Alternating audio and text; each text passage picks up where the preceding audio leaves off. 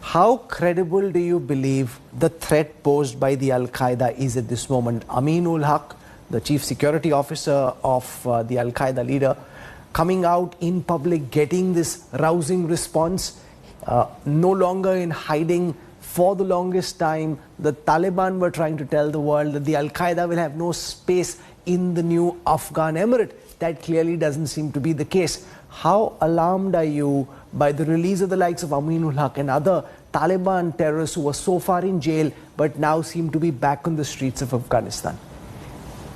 Well, Al-Qaeda's relationship with the Taliban is a generational, ideological, and historical relationship. Over the last 20 years, fighters from Al-Qaeda and these other foreign fighters speak the local language. They have been living among local communities, whether you talk about Waziristan or inside Afghanistan. They have intermarriages. But remember, Al-Qaeda in the Indian Peninsula was established in 2014. And then in 2017, there was a specific group of Al-Qaeda, Ghazwat al-Hind, that was responsible for Kashmir. Some of its fighters, according to many Afghan and Western counterterrorism officers that I've spoken to, were trained both in Waziristan and parts of Afghanistan. And Al-Qaeda knew that what would be their next chapter. For the survival of the group, they needed a place like Kashmir, obviously. So Indian fears, Indian concerns are legitimate. There's a history of that when you talk about militant groups like LET and Jaish-e-Mohammed. But at the same time, India is at a intersection, whether it engages with the Taliban, now that the Taliban are a state, now that the Taliban control all of Afghanistan, and they have publicly stated, at least Sher Mohammad Abbas Tanakzai, that the Taliban wants a good relationship with India.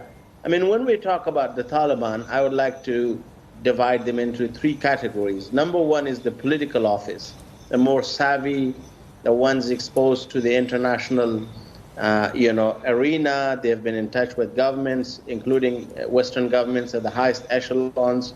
So they understand the importance of international legitimacy and international funding.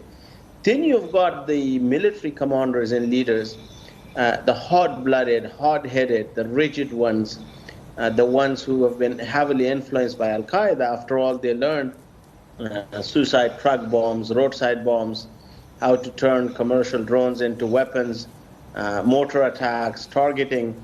And so that relationship is quite deep.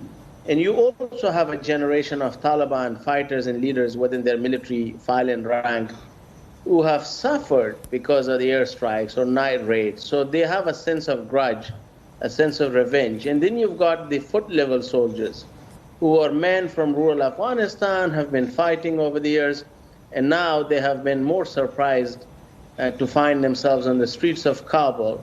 A transition so far the Taliban have failed to make from fighting into governance. Interesting. Lots of interesting touch points there, Sushant.